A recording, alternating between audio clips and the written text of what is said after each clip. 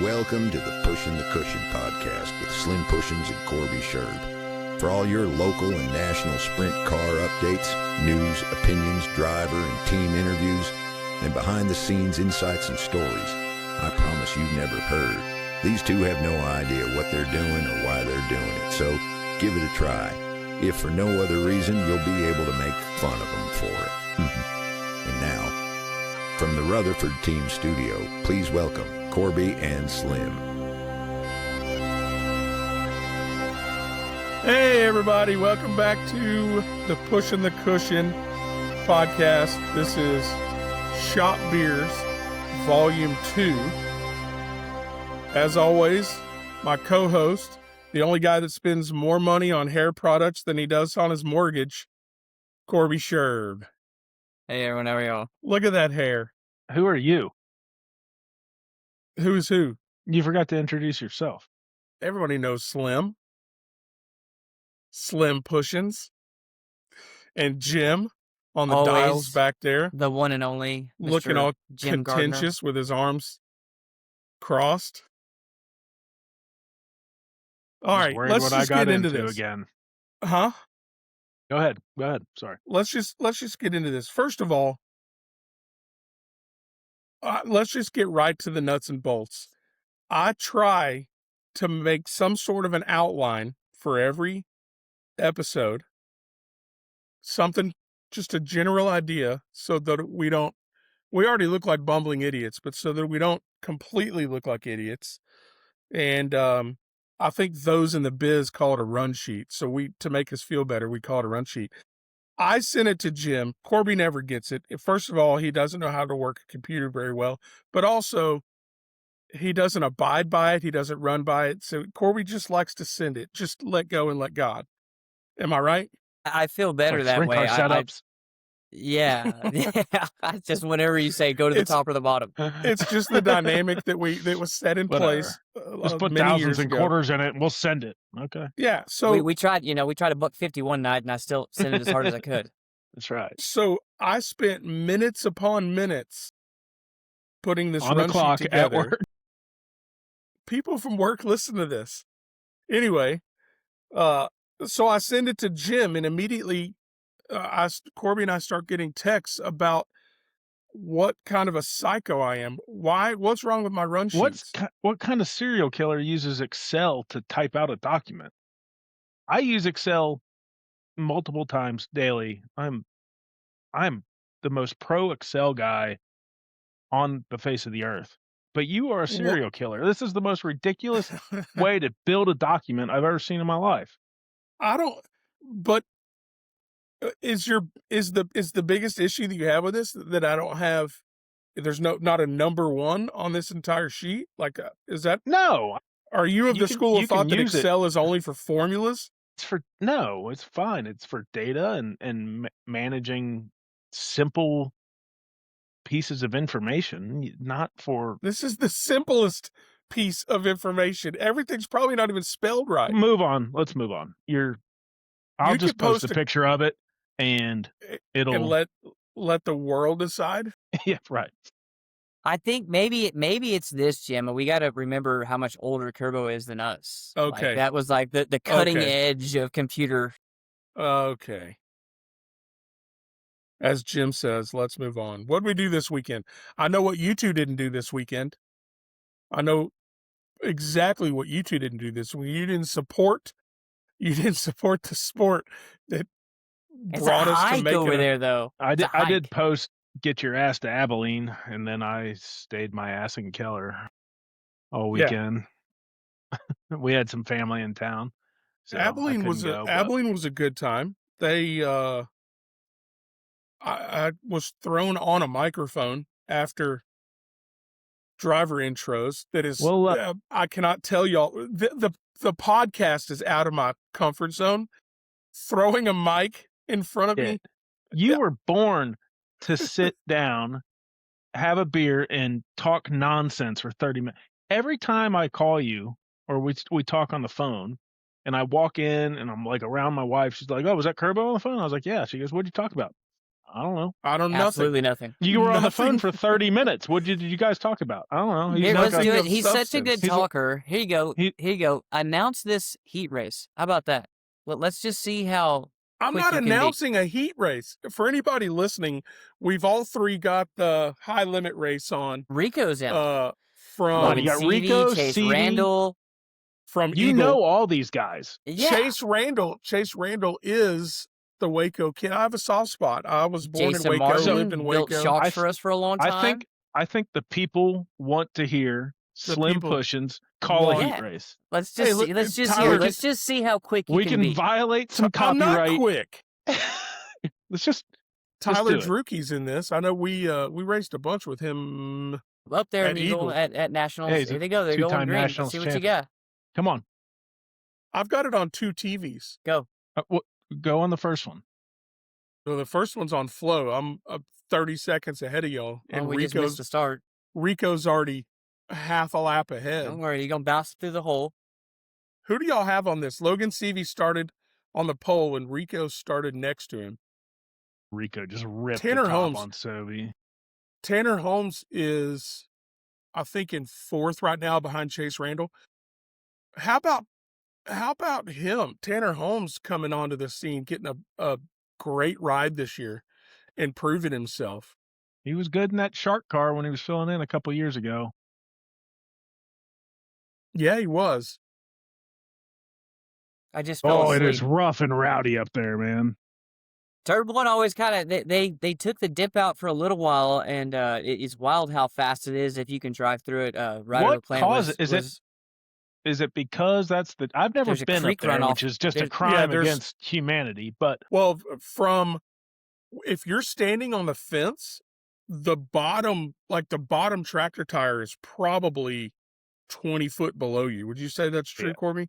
Well, I think that a lot of people, TV never does it justice to any racetrack. The biggest thing about Eagle is, one, the banking is massive there. It truly is. And the top is a very long ways around there. Look at Rico just doing what Rico does. Watch him just roll through the hole like it wasn't even there. Doesn't even move his hands. Look at how quiet his hands are. he's due for a big win. I know. He They run like qualified. 5th or 6th last week, but he's Yeah. been They bad for qualified like 3 before we weeks. started recording. Did either of y'all watch qualifying? Watch some of it. I didn't A get the couple full of- thing. A couple of the veterans went above that runoff in 1, and You could- they you were can pretty get fast, up but it's a there. berm. You can get up there. Like I said, it's just a long ways around there. And I think TV will never do it justice how much downhill you run going into turn 3 and how much uphill it is going into 1. Now, Jimmy, you've raced Devil's Bowl. Like, you know that Devil's Bowl was kind of like that. You'd kind of go into turn 3 and you would hit the dip before you came back up off turn 4. Not even comparable to what Eagle is. Not even Yeah. close. Rico Devil's- Rico just beat 2nd place by right at 2 seconds, and he beat 3rd place by 4 seconds. Yeah. If not everyone has ever looked inside of Rico Abreu's car to see like his seat mount and how his pedals are, he posted actually a YouTube video of how he actually sits in those cars. He ran the same steering wheel for like 10 years that was like purposely bent to clear him. It's shaped like still a is. Pringle. Yes. Yeah. Looks like a Pringle Because is the he easiest says way. because he can't reach Correct.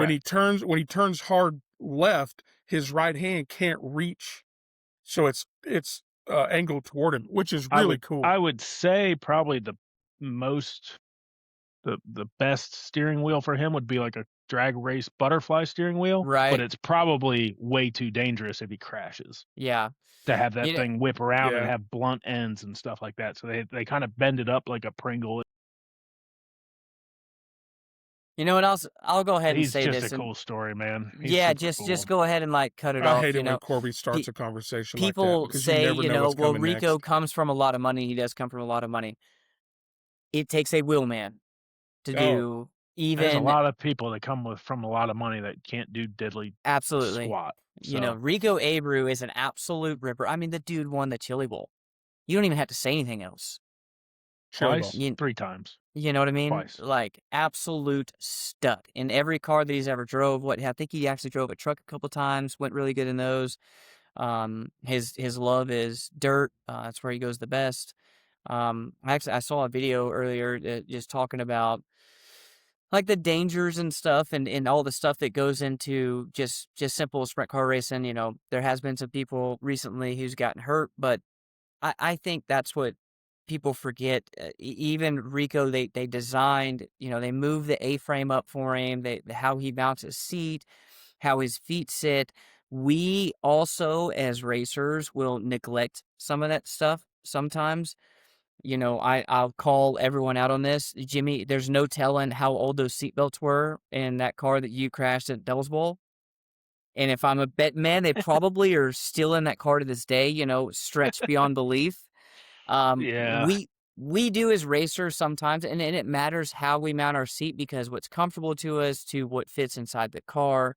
I know Ryder gave me shit about, you know, I'm one of the smaller people. It's a little bit easier for me, and um, there is people like, you know, like Jimmy, like you have a really tall torso, and so you kind of struggled to get. You drove a midget, you know, I short racing. hate full containment seats. I Yeah, hate them. you know, and there's some people. I will say this, you know, Claude Estes really likes even, you know, the old school nets, not I would necessarily the headrest. I kinda don't want the backlash of it, Right. um, but if I could just run my crappy Kirky seat from 20 years ago in cage nets, I would. It's a little harder with the wing to do it, Why? because you Is it because a the perception, like a field of view?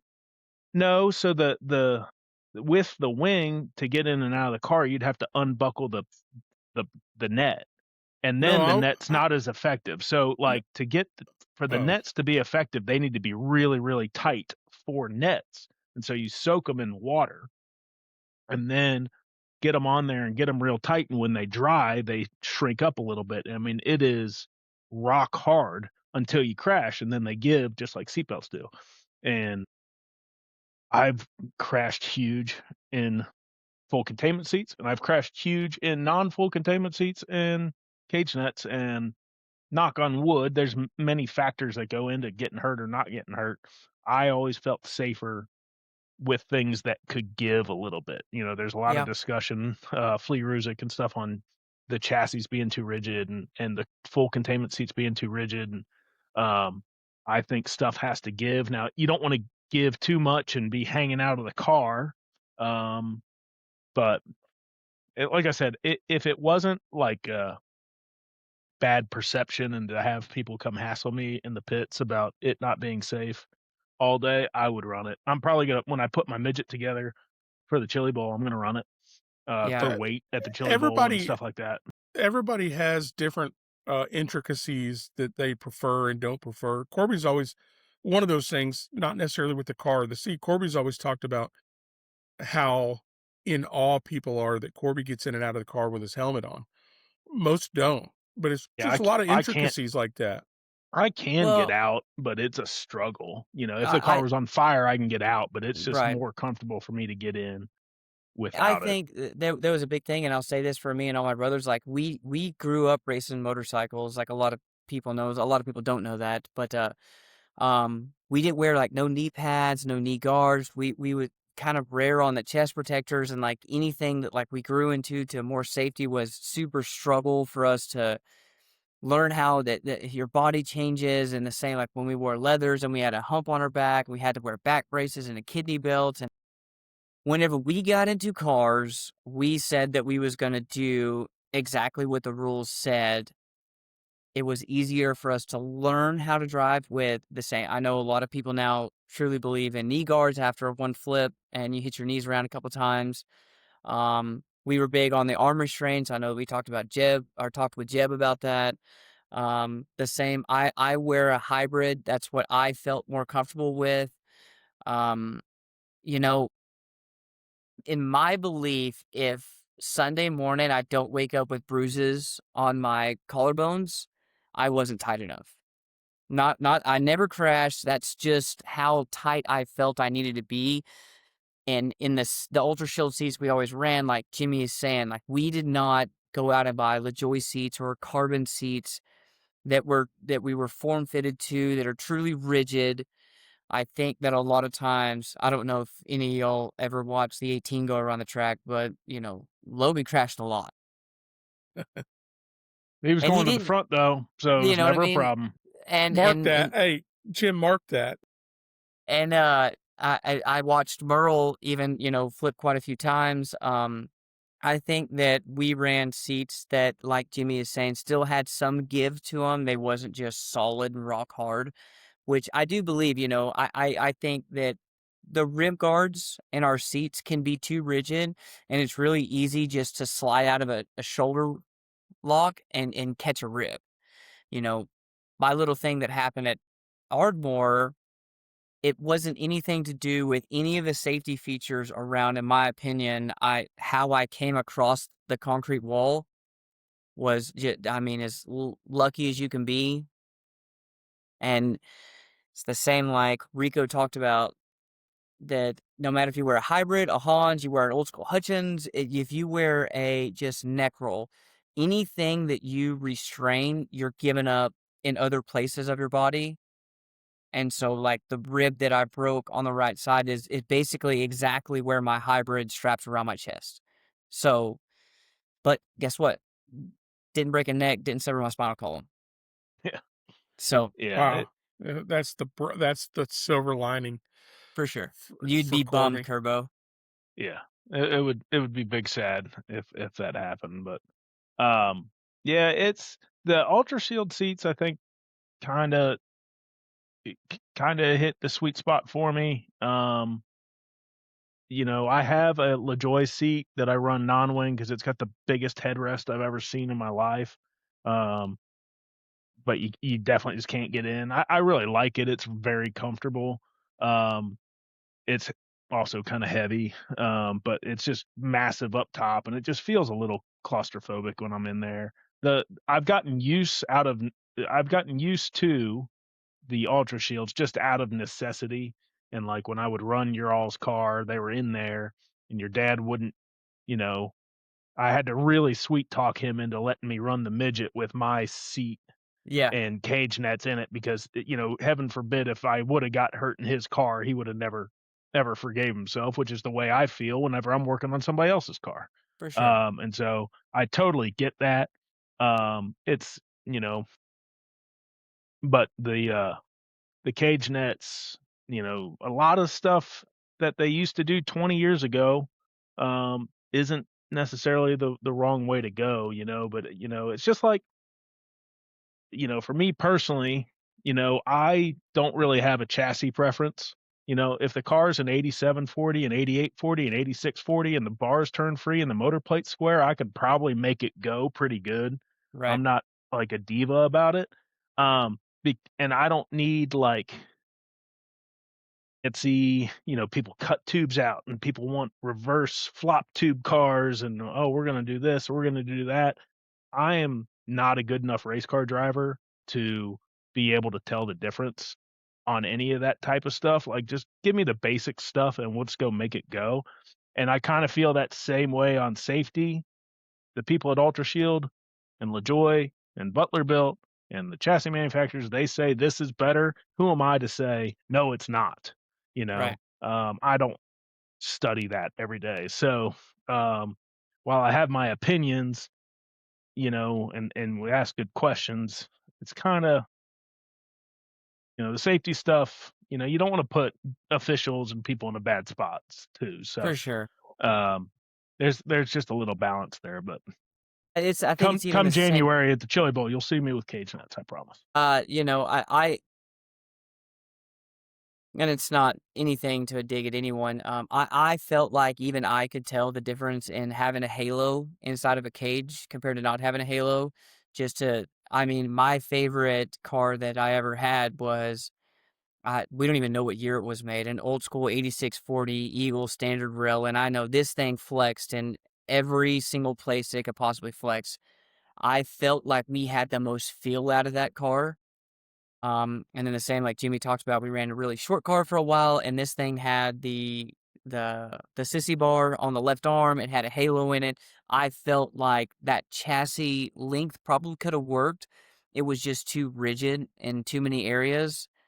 And it's Yeah. hard to know. It goes back to the same thing. And I will say this to every single person: you cannot go to the racetrack and test during a race. Can't do it. You don't Right. have time. I go with the game plan. Yes, absolutely. I know Jimmy is great at it. Wesley was huge at it too. This is what we're gonna do.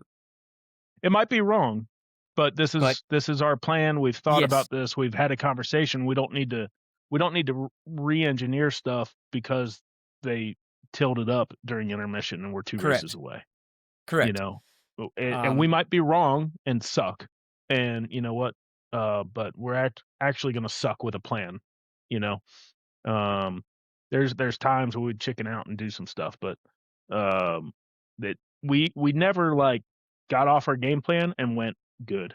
You know what I mean? Yeah, I It was agree. never better than what our initial plan would be. I agree. I think that a big fault, it happens even at the World of Outlaw level, is asking too many people, too many opinions. When you already know in your head what you need to do, you needed, like me, and I've called Jimmy before just to get some like Confirmation. reassurance that this is what we need to do. Because the track's either going to be hammered down slick, curved up, like this is what we planned on doing. This is what we've done every weekend that it's like this. Stop overthinking it. Get in the car, shut up, and like I tell Kevin Rose all the time, be a fucking race car driver. A lot of times, that's what you just have to do. All right. For those of you that are still with us after Jim's safety and tech talk, last weekend. Well, first of all, let's read. Y'all weren't nowhere to be found. I was I at got my daughter Abilene. baptized the other day. Why don't you Corby, I had family in town from Ohio. how'd that go? Great. She waited to scream hysterically till they were done putting water on her, and then I took her out of the church. And she looked amazing, and Well, while was I good. was at Abilene and you were baptizing your daughter, Corby was not edging his yard. He mowed, didn't edge. And it has thrown, everybody knows that Corby's a schedule oriented guy, and it has thrown you off. Why didn't you edge? So Saturday it ended up raining, so it kind of changed the plans on Sunday. Lucky for us and a couple of my buddies that I go golfing with sometimes, we were going to Golf Topgolf friends. anyways. So Like it if was you want great to because start it's a golf covered, heater, podcast, you can. There it is. the whole deal. You catch Corby's golf podcast Thank you, Entry on Tech. Saturday mornings. And so I could do it Sunday. Plus, I had Brooklyn. I try not to like get too crazy, and so I was gonna mow yesterday and got off work a little bit early. Got the workout done, and I'm like, "Come on, dude! Like, you gotta go. You gotta go." 'Cause it's supposed to. It rained all day today, so I thought that. And I walked out of my garage, and I hang my weed eater up. This ain't like not just scheduled, like super forgetful. Like if I don't put my wallet in the same spot, I will leave the house without my wallet. And I looked up. I said, You're a mess. "Where the hell's my weed eater?" I started thinking, MIA? and so even if I do leave it outside, I leave it on the sidewalk where I have to walk by it, and I'll trip over it in the morning. Walked out, looked in the backyard. I'm like, what? Oh, Did you factor lose it? fencing. Not You want me factor to call fencing. my My cousin brother. Bobby Bottle Service? Have you send one? No, oh, he could hook me up. I need to He's a call him for big- actually a gas saw. He's a big pushing the cushion P1. He listens every He's week, huge, and he'll text me huge, about great it. guy. And Sorry. my brother has a factor fencing, and he has an employee there who apparently needed the weed eater yesterday. And he had called me a couple times, and I missed his call and tried to call him back and whatever, long story short. And I was like, "Hey, dude, do you have my weed eater?" He was like, "Yeah." And he was like, "Actually, I was calling you today talking about gas cans." And I said, "Please tell me you didn't use that gas in my weed eater." What kind of gas was it, Corby? So in one jug I have race fuel that like sits there empty now, and then one jug I have for the lawnmower, and then I always buy like True Fuel for the 2-stroke. And it was a long pause. He didn't text back, and I'm like, Greg, wonderful. Give my weed eater back. And he texted back, and he was like, sorry, buddy, I was trying to beat the rain. And I'm like, so am I. He was So like, how don't well? worry about it. I'll come weed eat your house. And I'm like, when? Next Saturday? So you're a True Fuel guy, huh? True Fuel when it comes to weed eater. You don't mix it yourself. Oh, not anymore. Interesting. Okay. Interesting. Anymore. I just learned something about you. You probably use Band-Aids too. Skin tone color Band-Aids. Yeah, right. You probably had an umbrella out today too. That's all good. That's fine. Well, because y'all aren't fully invested in the sport, I went by myself out to Abilene. We talked a little bit of that on the podcast. I mean, on the recap. Good time. Abilene was happy. 18 cars, which is massive for So- Abilene. Yeah, Wes So Cranfield texted hospitable. me. Yeah, Wes texted me. He said he thought he was going to get a dozen, but before all the rain came, so they got an extra 6 out there, which is just super. I'm glad it Cool. worked It's out great for the him. racetrack. Like you say, it's great for Wes Cranfield. That dude gives a lot more than I think he's ever been given credit for. Him and even his wife Susan. They truly try to keep some of these racetracks that kind of seem to, like we said, Kennedale's super local, Sam is Waco super local, Abilene, Grayson. I know that they've had some talk about Rocket, but like some of these tracks that are a little bit one off, that like Kerbo's going to go on to say, like the fans just want sprint cars. Yeah, That's because it. they're going And twice the speed of the other cars. They're Exactly. awesome. Sprint Yeah. They were cars are so awesome. hospitable. Had driver introductions, which is always fun for me. I don't know how y'all think about what y'all think about it. Kerbo emceed it. No, they hit me up. And they were gracious. They wanted to promote the podcast, and I don't. Their announcer out there, one of the best in the business. I love the guy. I know he interviewed Corby a couple times. Great questions. A lot of fan interaction. People love him. He literally tossed a mic at me, way out of my comfort zone, as y'all disagree. Way out of my comfort zone. But we I thank the fans for coming out, and wanted them to know how that racetrack, among a lot of others, stand out as just true sprint car loving fans. To make matters worse, he tosses me the mic. He asks me one question, and I start to talk, and then he walks off. He gets a phone call and walks off. So at that point, I just feel like I'm just a time filler. It was kind of funny. There's a video that exists somewhere. It'll exist online in about Of course 12 it will. hours. Yeah, I feel terrible. I forget his name. He always tried to give me crap, and Great guy. there. Yeah, at Abilene. He's one of the. I will say A lot of this. personality. I always liked announcers, especially during interviews, that would talk back to you, like not just give me the microphone and say I drive the 32 car and I'm Yeah. from here. Like interacting with people just like this. I know Jimmy doesn't have great feedback, but at least I can mess with Kerbo about things. But Jim's- this is the same. Like I want this. I want back and forth talking about safety or race cars or racetrack, or like we're sitting here watching them bounce through the hole, going through 1 and 2. It's a lot easier if Jimmy gives his opinion, even though he's never actually been to Eagle. Jimmy can watch, and he's watched enough racing to understand track shape. Watch Brad Sweets drive off here. Well, they just kind of. Brad Sweet rolled the bottom in 1 and 2. I was just thinking Brad Sweet might have it dialed up there in the old Brad Silva Sweet. machine. Oh, Brad Sweet's a freak. Look at Corey Day. He ballparked himself last year. Last flipped year, the back side yeah, of the that was wall. gnarly. Yeah. And then it's kind of egg shaped too, and I think that Corey I'm not sure why he clipped the walls as bad as what he did, didn't but didn't Probably just trying stuff. didn't somebody do it at the Nationals too, just like that? oh yeah, Tangersley Channing in a Mark Zoller No, car. last year? No, not last year. He 2 did years it. Somebody ago. did it like last year. Ended I'm up sure. basically in the same spot, not nearly as far off into the woods as Day was, but anyway. Yeah, it doesn't Race take a 7 lot because Nationals, Labor Day yeah, weekend. Go. like I said, it really is egg shaped. 1 and 2 is a lot tighter than 3 and 4 is. Plus downhill, you're cooking it. And I will be the first one to say this. Race Saver Nationals is the coolest weekend for 305s, if not for sprint cars. I mean, in my opinion, for 305s, it goes up there with the Knoxville Nationals or Eldora. The sun coming out of turn 2, unreal. Absolutely unreal. You can't even explain how bad Where it is it? is. Is it down the back? You're looking in the sun?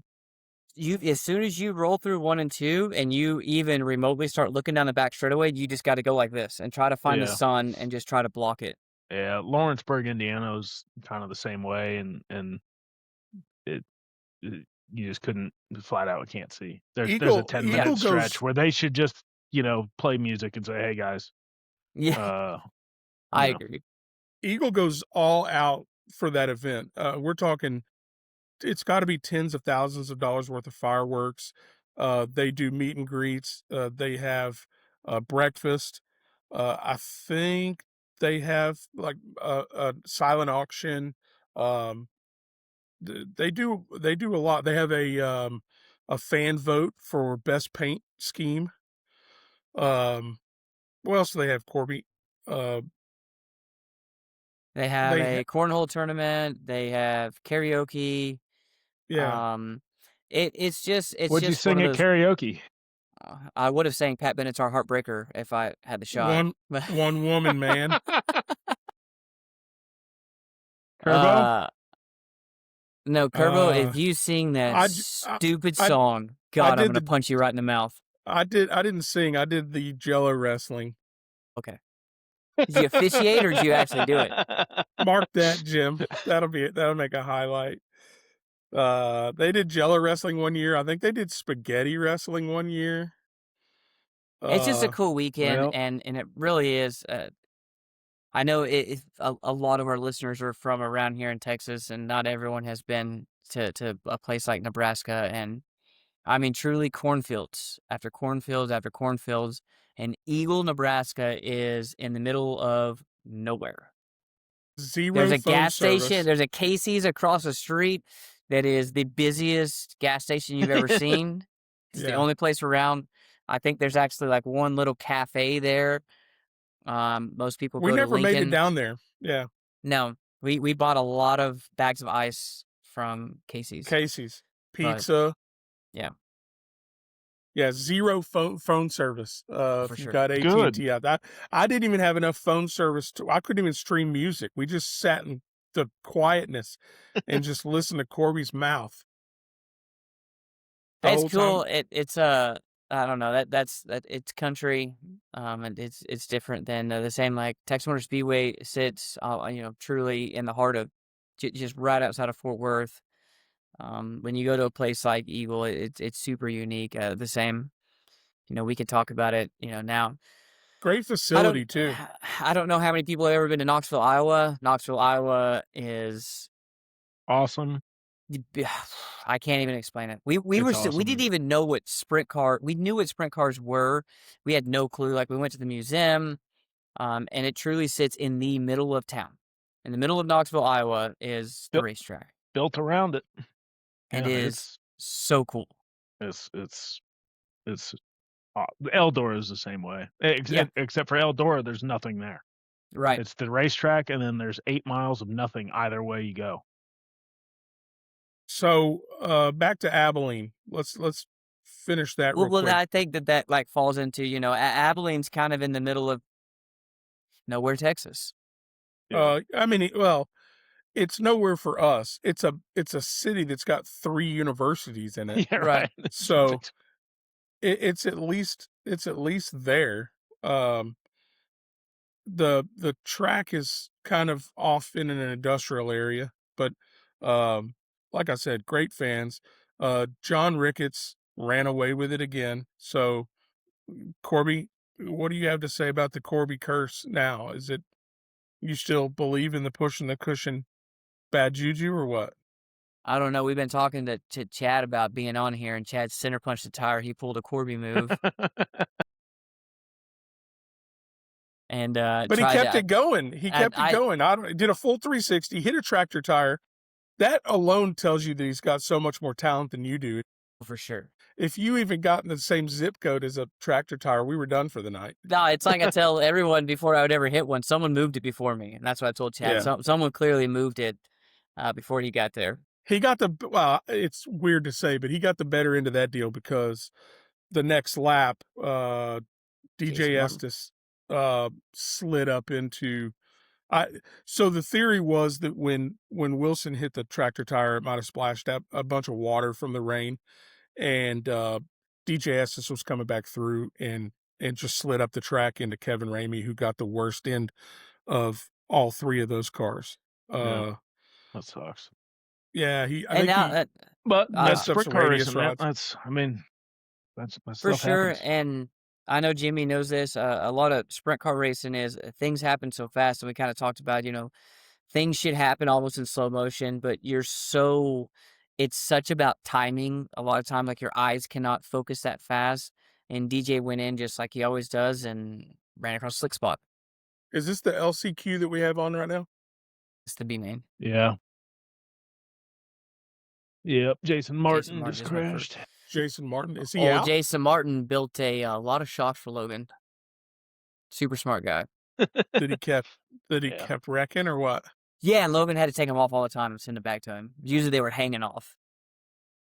Oh, he really had to take one bolt. Get him off the car. I've got a set in Indiana right now, so I can't be the pot calling the kettle black. Yeah, I'll call him out right now. Marcus Kennedy did my shocks for me. Yeah, my set had 11 laps on it. Let's talk real quick about this weekend. KSP's racing this weekend. Ennis Big O is running Power I 410s down there in Ennis. There's a lot of Power I guys running right now too in Nebraska, so they got quite a haul. I'm tempted. I don't know. I'm tempted to go both places. I haven't decided yet. Ryder the Kid LaPlante is going to be down there. Weather might decide whether or not you're doing either of them. I don't doubt that. Let's just bring up the old radar real quick. I'll be in Ennis Friday. We're taking the motor to the dyno. Yours? No. Your motor? Justin's. I got it in. That bullet's ready to roll. Get it Looks all like right now up. we've got a 24% chance here in the Metroplex on Wednesday, 24% chance on Thursday, 10% chance on Friday. It says 56% chance on Saturday, but it looks like it's late in the night, 11 or 12 o'clock. So it'll change a lot before then. You'll be packed up and headed home to Kennedale by then. I'm not at Ennis. It might be good. Last time I remember being at Ennis, I was out there with Jim in a non-wing car, and it was so dusty. No, that's not the last time you were there, is it? I've probably been. Maybe. I haven't gone I hadn't back. been out there in a while. I went out with Jeb a couple times, and you just never know what you're going to get. You either get like a real good racetrack or just putt around the tires. Just hopefully maybe this rain will help. Yeah, I went there one time with Rutherford last year, and helped him and tuned on his car, and the track was really good. You could run the bottom 3 and 4. They actually let it curb up a little bit. And it's a cool place. It's got really unique shape to it. It's got that but big. they kind of It's real flat for 3 lanes, and then it gets real high bank down there in 3 and 4. It reminds me a lot of like Ardmore's like that. Like Ardmore, if you run around the tires, it's almost like off cambered, and Ardmore runs like way up a hill. It's just a long way to get there. It's just a long way around there. If I end up going down there, I'm going to inquire about those Crown Vics so that we can put this argument to rest. so I can kick the shit out of y'all I'll in cut a the Crown racetrack and Vic. junk you. I'll cut the racetrack. We I could would talk. expect You want to talk about that, or I mean, we had one time we had a go-kart national. I wonder who won that race. that was at That's F1 because you, Speed in K1. Arlington. yeah, K1. that's because K1. you flirted with the girl who assigned the carts. Hey, I didn't flirt with anyone. I Corby listened to called it. her tell me about her Chrysler 200 or whatever it was. Corby That's called flirting. it pre-race prep. That's what he was Yeah. doing. If you broke stay that ready, then sweet, you ain't got to get like that. sweet gal's heart. I remember one of the guys that was with us completely forgot that there was a chicane on the backstretch. It Yeah. just mowed it down. That was a fun time. It is a good Absolutely time. mowed it down. So I would expect. I've beat Jim basically in everything that I've ever tried. So Moving on. Turbo, what's next on this run sheet built on Excel? I would expect the Excel. Now you want me to look into the Excel run sheet? Okay. I would expect. Let's talk about KSP. I would expect there's probably we're just a few weeks before the big 5,000 to win race. I would expect, assume weather aside, there'll probably be 25 cars there. I'm gonna go 28. 28. Yeah. You're not Yeah. going to lose as many to the 410 deal that you did maybe a year or two ago. Right. But I think there's still, Claude's got one. I guess he's taking it. I saw because they're running like a little contest for the outlaws of their series or whatever who can run the best. So Austin Mundy, Claude's got a 410. Who else has still got one? I could probably find that and pull that up. I don't know how quick I can do that. What do you have, but a there's a spreadsheet of the couple. local guys? No, they posted it. Anyway, so if the weather, Kyle Jones, I don't think is running the 410 anymore. No, that's what I heard. He's gonna do the midget stuff and then run some 305 stuff for yeah, Ryan and Hall. so Jeb doesn't run the 410 anymore. Ricketts didn't he have a 410 for a little bit too? A lot of those guys that's just kind of dried up in the area as far as locals. So it's not going to pull the Kennedale guys like it would have 2 years ago. So I feel like because we're getting so close to that 5,000 to win race, that if the weather shows a legitimate promise of racing, I think that you might get, some people like the Harrises up from the Houston area. You might get some Lubbock and Amarillo guys. I know Jacob Gamola was at Abilene. was. I would think that he stuck around to run Kennedale because I've heard that he's going to run the 5,000 to win race. I know he's going to be around for Speed Week. Super He was fast. in Lance Christie's second car. Yeah, super fast dude from the PA area. Way more sprint car racing than around here. A lot more options. Yeah. So But, when I was in Abilene, both when I was in Abilene and since our last podcast, I've gotten a lot of messages, ended up in a lot of conversations, good and bad, a lot of questions about Jim's. The first set of questions is where's Corby at? That's 100%. I'm so tired of that. Everybody, hey, it's Kerbo. Where's Corby? Love the podcast. Where's Corby at? Yeah. Corby and I are trying to convince Jim to make podcast t-shirts that on the back just says, "Where's Corby?"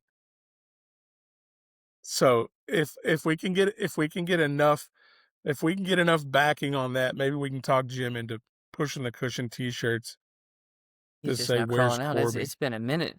That's He's getting out. Oh, I want to see this replay. Wow.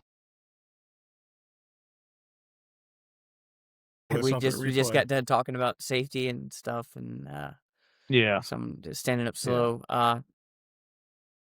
No, I'm. What were we talking about? The power rankings. The Where's Corby power rankings. Let Where's Corby on power rankings negative. I don't think that we have said the Estes name enough. It's not just Claude or Kevin Rutherford. DJ and Colby both. I mean, absolute contenders to win any weekend. Daniel Daniel doesn't run hardly ever anymore, but when he Right. did, he got it on. I wouldn't be shocked if he was like, you know what, I want to race this weekend and be up For front. sure. But DJ and Colby both go really good. They've been strong contenders as long as I have known about sprint car racing around here. I know DJ's he's having like always. DJ's just super consistent. And things are clicking right Nicest, now Yeah, he's absolute been up nicest front. people around. for sure. Colby's had off to a little bit slower start at that one Kennedale show. He broke in a transfer spot in the B Yep. main. I don't know what it was, but it was coming to checkers, and he was like trying to Fred Flintstone it Yeah. across the line because he was I think leading or running second in that B, and that kind of hurt him. But yeah, DJ Estes has been up front every week. Running good in heat races, and has been a threat to win every week. And even with the little mishap with Kevin Ramey last Yep. week, still had a good finish. I think he still finished up in the top 10. So Mm-hmm. he's been good. So we do have the power rankings up, and I've got I will emailed it to you, or I texted it to you guys so you can look at it right now. I don't know if I can do it live while we're recording, but we'll have it up here. We need to Right figure that out. now, It'd be cool if we could bring up stuff like that. well, the viewers will see it, Kerbo, and that's all that really matters. So pull it up on your phone. Um, the top of the board right now, it's pretty undeniable. You probably don't need a computer to say it, but John Ricketts is the man to beat. That's why we had him on a couple weeks ago. Three feature starts and 2 wins, and he was running second and broke in the other one. So, Mm-hmm. I'm no math whiz, but that's about a 66% winning percentage right now, that's right? you might be a He's math going good. whiz. You know, That's I my don't think South Lake anyone Carroll math. sleeps. Well, I don't think anyone sleeps on John Ricketts. He's always been fast. He's always Now, been super tough. yep, and certainly I think he even talked about it. The last 2 years were not up to his standards, and he's off to a hot start. DJ's in second in our power rankings, average finish of 4.3, and again that includes getting tangled up, running third. Yeah. And Colby Stubblefield is is third. He's only run twice, but he has an average charge of 9 positions gained in both of those features. Just wait till Colby finally gets to start up towards the front. Yeah, Yeah. we might all be in trouble. So Fourth he's in place, third. Landon Valenzuela. Zoolander Yep. has had a He sneaky good start to the year, and didn't he he spin he out from the lead at 105? Isn't that what you guys told me? Yep. And then he went upside. Did he go upside down at Kennedale? No, he didn't. No, he didn't. No, No, he didn't. he's been up. No, He he made a biked it big real bad hop. in that Yeah. heat race. But And yeah, that's right. Him and Lance Christie were going at it at 105 and cruising in turn 3 and turned it yeah, around. so he had a DNF, and he still average finish of 6th place. Yep. So the stats and the power rankings don't tell the whole story, just because there's a limit to how much data I can get. Well, if But just when you think that John Ricketts' 66% winning percentage can't get any better, 5th place is Justin Fifield. He's raced one feature, won one feature. So, Fifield, kudos to you, buddy. yep. You're at So 100%. You can retire at this point. I do. The algorithm does kind of account for number of races won, just so it doesn't skew, the one-off wins on low starts. And this data will only get better through more races and be more thorough. But yeah, I think nobody sleeps on the 11J car when it's in the pits. So Look at it, Ricketts' average charge is -1. well, he DNFs, Yeah. that he loses 15 spots, Right, or right. something like that. So, again, it doesn't really tell the whole story. You have to watch it with your eyes. But other guys up front, Kyle Jones, Marcus Thomas, no shocks there, even only with one race under their belt. Those guys are contenders every week. Claude is 8th. He's got that win at Waco. And Carson Bolden and Lance Christie busts into the top 10 with a good run. A good run Saturday. Where'd he finish Saturday? I think he was a Texas State champion last year, actually. I talked Yeah, to he finished. Why can't I figure this out? 5th? I talked to Carson Bolden this week. Uh, he told me that they found some gremlins in the car. I would expect Bolden to start creeping up as these races continue on, and like you Lance was said, the data starts evening itself out. Yeah, Lance was 5th. I want to make sure I give him credit for a good run at Abilene there. Sorry I couldn't find it, but yeah, Bolden. Bolden's supposed to run OCRS all year. I don't know how much I'm actually going to follow that, because then to do this properly, I have to track every driver in the field, and then I have to track every driver in the field's races all year Right. to make sure the scores are kind of updated. So there's just going to be some that kind of fall through the wayside. So Bolden needs to decide: does he want to run OCRS and make a bunch of money, or does he want to win Chad Kerbo's This Slim Pushins inaugural DFW Slim 305 Pushins. power rankings? Yeah, there's a lot of good guys. Special Mega Bowl championship. There's a lot of super fast guys that haven't got a win yet, that get a couple every single year, and that's where everything can change the same. Stubblefield's running really good right now. His big thing is hard charger. He's always good for a couple of wins a year. Chad Wilson, let's Chad, be honest. I think Chad's only run 2 races, right? Mm-hmm. And he got tore up or had a flat in one of them. Kevin Ramey got tore up. He's not going to score well, and he's not going to be able to run too many races. And come Speed Week or anytime Ramey's unloaded in the pits, you're probably going to have to deal with Dylan. him. So, Dylan goes really good too. Yeah. It'll be cool to see, and too, it'll be really cool to see how many people can make all the races. Let's not leave out Mr. Conspiracy, Chip Sessoms. He's always due for quite a few wins. Yeah, and he got dinged hard right from the last Cannondale show from having math, and so the sample size is still really small. But I don't know. I want to make sure we're giving people props that might be sneaking up there, guys like DJ, Stubblefield, Landon, and make sure that we're recognizing them. If all the Jim Gardner 51 fans I know are waiting on their edge of their seat, a lot of people were asking me. Big ride. Oh, I have. He's up on the shelf. Oh, and another one under caution. Dude. So we had safety talk earlier. I'll tell you what would help safety. There's 2 of them. The steering wheel throw. We got the Justin Bates official steering wheel throw. I'll tell you what. People don't realize. Probably frightens me more. Go ahead. I hate to interrupt you, but just because it's on the screen and I'm the classic case of ADD. People that have never been to Eagle, he flipped up over the top shelf. There's kind of a shelf of probably 20 feet between the top of the wall and, like, I guess what would be considered a catch fence. It's hard to get up there. I mean, it's a wall. Anybody if you're watching this, you'll know what we're talking about. If you don't, you've been lost for probably most of the show. Like I said, anyway. It's the banking too. Look at the UTV sitting there. The banking is pretty intense there. Yeah, the thing that frightens me most. They're turning him over with him in the car. That's a good question, Corby. I mean, you've probably been in both scenarios. Is there a pro or con with staying in the car when they flip it over versus trying to get out? Is that just a driver preference? No, it's actually it's really tough to get in and out of a sprint car anyway, and to do it upside down or land on your side is extremely tough.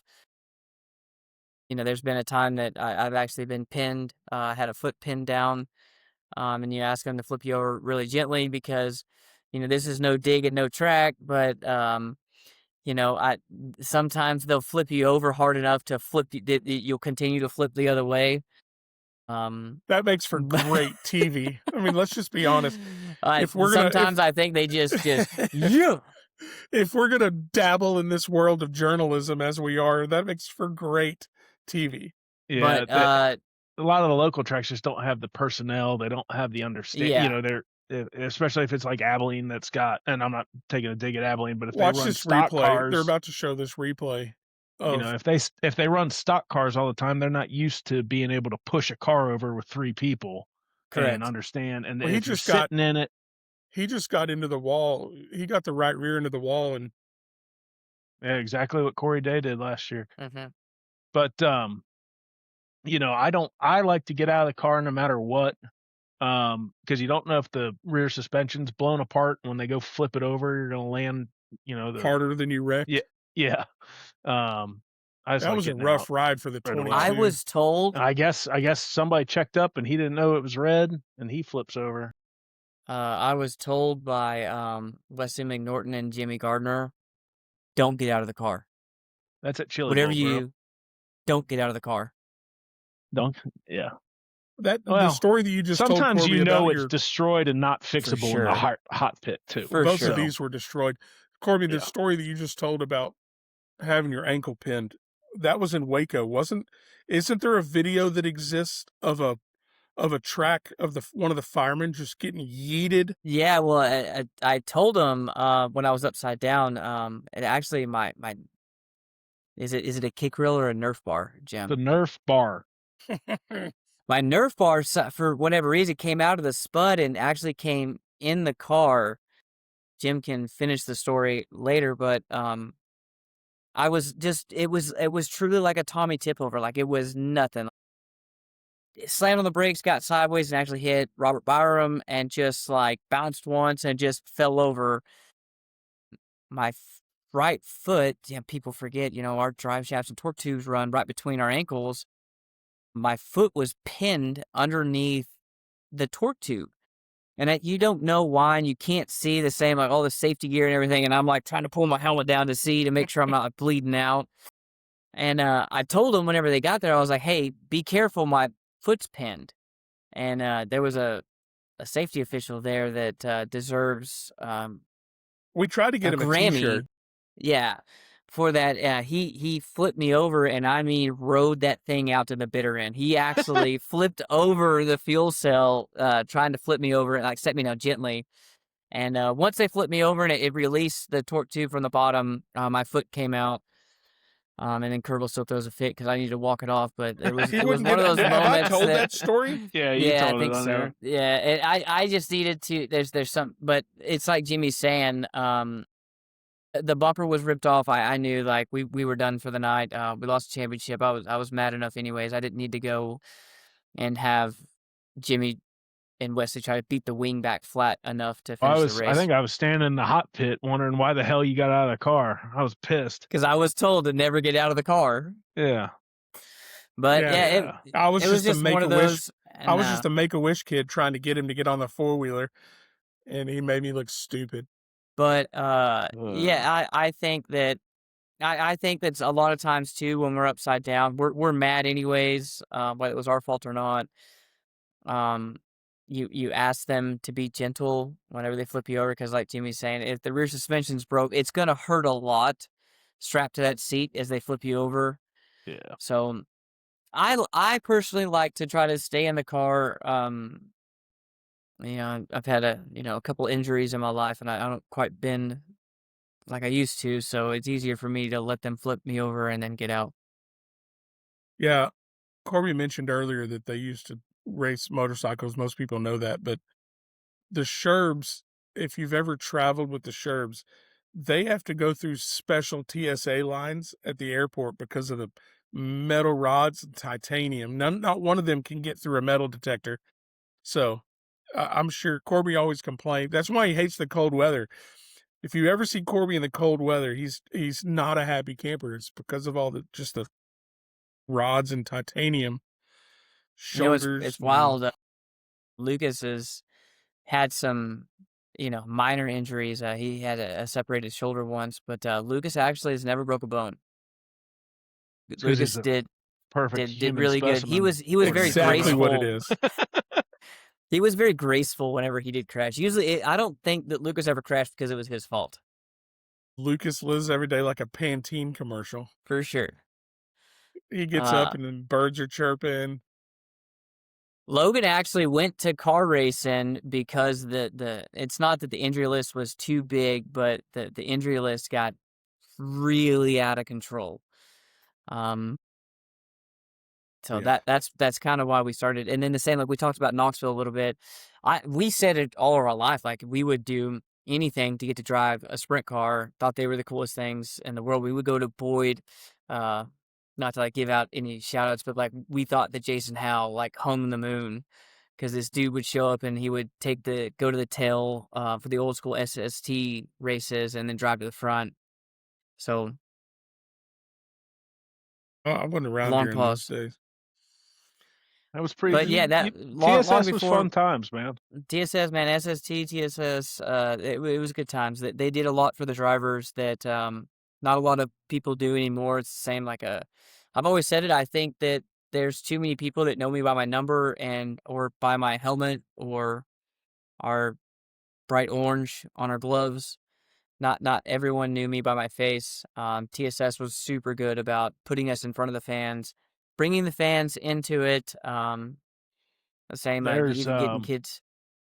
there was some head scratching stuff that they would do, but they're on that it was frustrating to be a competitor or a crew guy Right. sometimes, but they were a very net positive for racing in the area. I And agree. Very it fans left first. a big hole in what we are doing in our racing scene when it kind of fizzled away, and hopefully we can get something like it back eventually. But between traveling and we talked about the Abilene car count, it hasn't been that big Mhm. since TSS. The TSS, like I said, they had stuff that was head scratching, like you had to be on a list by Tuesday, and if you missed a race, then you might not race for a month because you wouldn't get invited, and that was frustrating. But we had 24 cars at every race, or Right. 20 cars or whatever it was, and it was a good group of guys. They didn't run each other over a lot.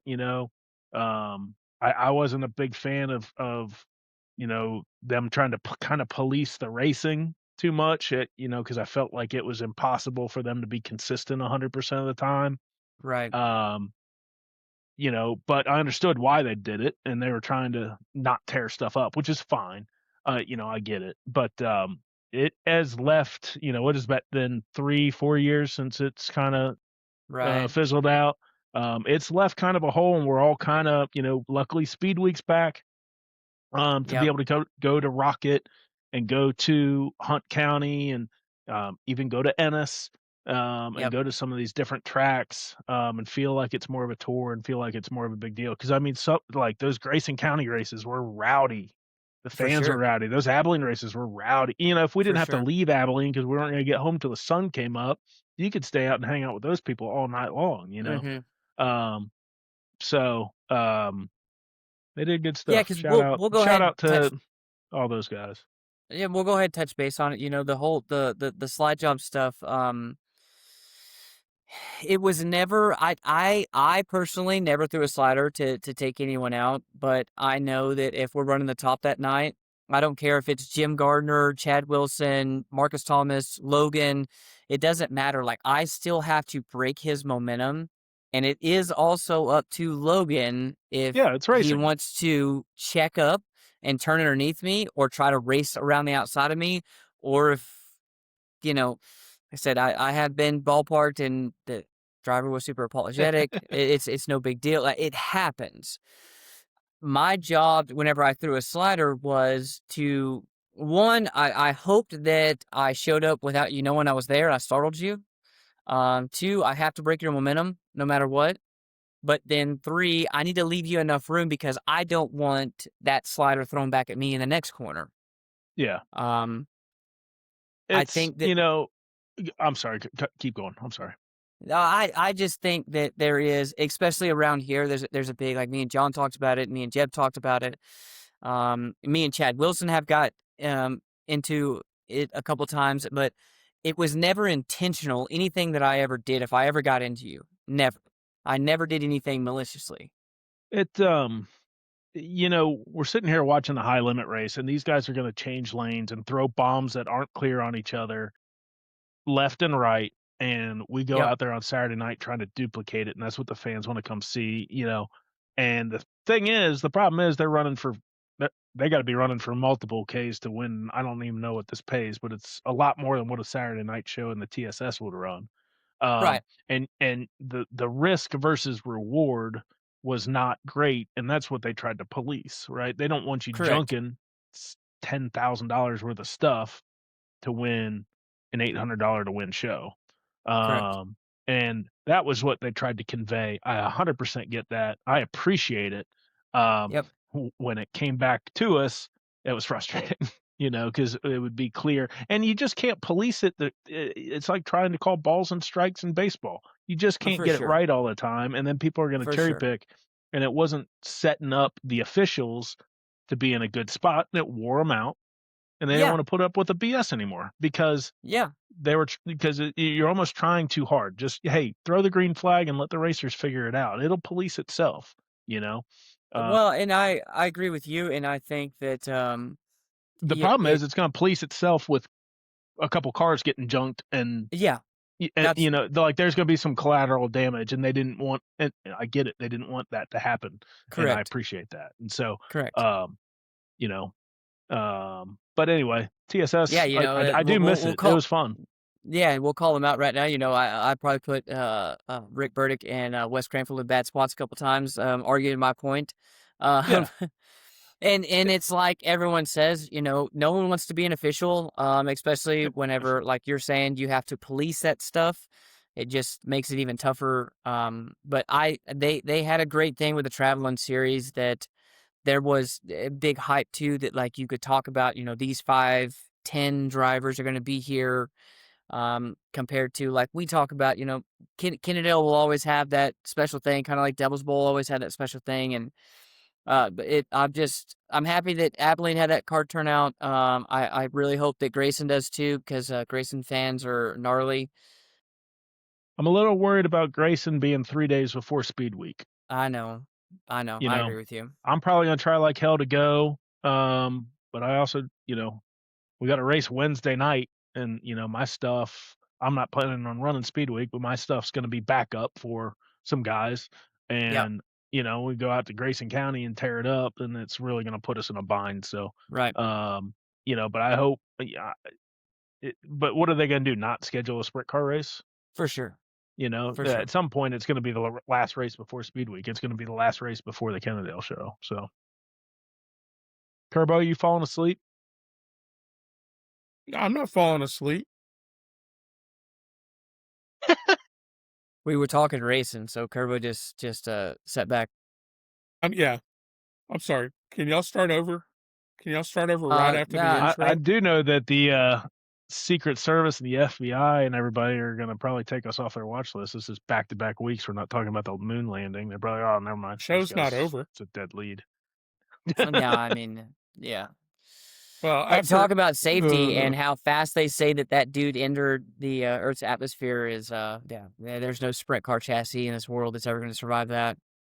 25,000 miles an hour, slowed down 7 by 3 seconds. parachutes. 7 seconds. We're going to make impact. Yeah. Gadoosh. Jim, you want a quick That's declaration? a big old cannonball. Yeah. So Abilene was a good time. Between power rankings, talk, and nobody really caring that I was personally there. People want to know where Corby was.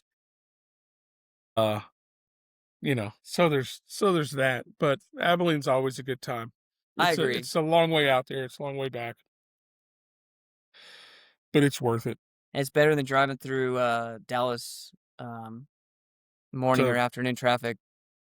Oh, Friday afternoon traffic trying sure. to get to Waco. Waco was always tough. Waco was always Devil's just Bowl Friday night shows. Oh God, yeah. dude. Oh yeah. All right. Don't Well, miss that. looking down at the Excel spreadsheet run list, sponsored by Excel.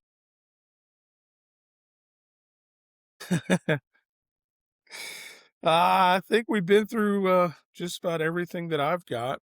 Corby, you got anything else? No, Anything you want to add? Excited to see if there's anyone else. I don't know. Like I said, maybe Jacob Gamola hung out to try to get his feet wet again at Kennedale's. Everyone knows Kennedale's super unique. Oh, I didn't tell you guys this. At Abilene, I was asked to let all the other push vehicles know that Abilene was cool with the push vehicles parking on the infield, watching from the infield, as long as we were not moving at all under green. That was great. So I went up and down the line in the chute, let everybody know. Those that know me, if you can watch from the infield, it's always a win because you're not getting dust, you're not getting slung Is with that where you mud. give the shovel sign at? That's exactly where I give the keep digging sign to anybody. I just give it to, since I don't have The like a whole dog in the field. fight, I just give it to I point, hey, keep digging. So I did that. I didn't get to go down there for the heat. No, I didn't get to go down there I went up there with Rutherford. I didn't get to go down there because somebody else was hollering at me to push them off. So for the third heat, I did push somebody off, Lance Christie, I think, and headed off to the infield. Sorry and I about your look neck, around. Lance. Yeah. So I get down there. I look around. I'm the only guy down there. I told the entire field that you could watch from the infield. I get down there by myself, got run off. They were like, you can't watch from down here. And I was like, okay. So Abilene's right back. pretty wild exiting the racetrack. But the sprint car in gear, it's not the easiest place to get off the racetrack. It's super tight, super narrow. Is the sun's really bad there too down the front? Yeah, isn't it? down Terrible. the front stretch. Yeah, right you at got the the old sunset. hand. Hot laps. And what's Yeah. a sprint car? It's got a 50-inch wide. A sprint car is 6 feet wide. Kevin Rutherford asked me. He was like, "Hey, that exit he's holding his 7 feet he's wide. holding his glasses in one hand and his sunglasses in the other, and he's like, "Hey, I think I'm going to go out with my glasses, but I want you to put these in your pocket." And I was like, "I think you got the other way around." I was like, "Look over there." I was like, let's head to the chute with sunglasses, and if you want your glasses." And I asked him when he came off, and I was like, "Was that the move?" And he was like, "It's blinding." It is. It's bad. It is. And so I got run off. So this Make-A-Wish kid took me right back to Waco with Corby, not getting on the four-wheeler. I was like, all right, well, I'll just head off. Oh, man. All right, well, we appreciate everybody watching, listening. Semi-exciting podcast brought to you by Stomp and Steer. It's just a lottery. If you go to Stomp and Steer, it'll just be a lottery on what kind of pushing the cushion gear is available. I got stuff going on, man. I'm working on it. You're a busy guy. I get it. It's all good. You can make it up to us by the Where's Corby shirts at your leisure. We'll get them on there. Anyway, if you want to push in the cushion hat, I know they're up on stompandsteer.com. We really appreciate y'all. I appreciate all the feedback that we get every week. Get a lot of texts, a lot of messages, as I'm sure you two do also. So we really appreciate everybody being behind this stupid venture that Jim has conned both of us into. So, all right, well, thanks again. Tune in next week for who knows? We'll see. What Hopefully we have a guest next week. We're kind of like locked in on trying to get Claude, and Claude's always got work on Tuesday nights, so now we're scrambling. We'll go. Y'all can't change the nights. I know. Well, because we can't dare do Wednesday, Corby's or else Corby's whole zen will be thrown off. He's just starting to get the hang of this, and with the weed eater incident, he can't. It was bad. He can't handle another one. So hopefully, guest next week. But we'll see. Someone go rip at Kennedale and win. Someone go surprise us. Oh, that would be cool. Yeah. All right, y'all have a good one. Thanks for listening. Later. Thank you for listening to the Pushing the Cushion podcast. I'm sorry that it was a complete waste of your time. Maybe Corby and Slim will actually learn how to make an interesting podcast before the next one. Who am I kidding? I don't get paid enough for this. We'll see you next time.